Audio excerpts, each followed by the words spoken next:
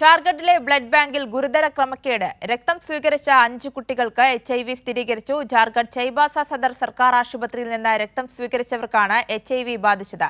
അബ്ദുൾ റഷീദ് വിവരങ്ങളുമായി ചേരുന്നുണ്ട്. അബ്ദുൾ റഷീദ്, കുടുംബം നൽകിയ പരാതിക്ക് പിന്നാലെയാണ് ഗുരുതരമായ സംഭവം പുറത്തേക്ക് എത്തുന്നത്. എന്താണ് ഇതുമായി ബന്ധപ്പെട്ട് ലഭിക്കുന്ന വിശദാംശങ്ങൾ?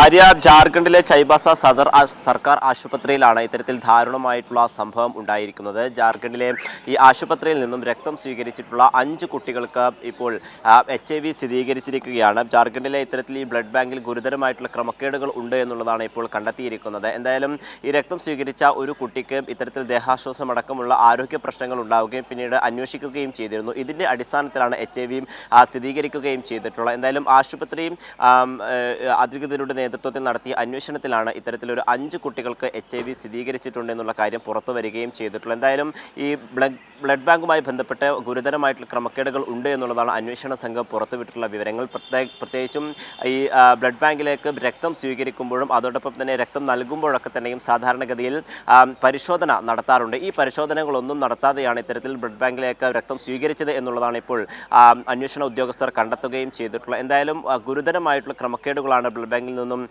ഉണ്ടായിട്ടുള്ളത് എന്നുള്ളതാണ് സ്ഥിരീകരിക്കുന്നത്. നിലവിൽ ഈ ഉദ്യോഗസ്ഥർക്കെതിരെ ശക്തമായിട്ടുള്ള നടപടി സ്വീകരിക്കും എന്നുള്ള കാര്യം കൂടി ഇപ്പോൾ ആശുപത്രി അധികൃതരും അതോടൊപ്പം തന്നെ ജാർഖണ്ഡ് സർക്കാരും പുറത്തുവിട്ടിരിക്കുകയാണ്.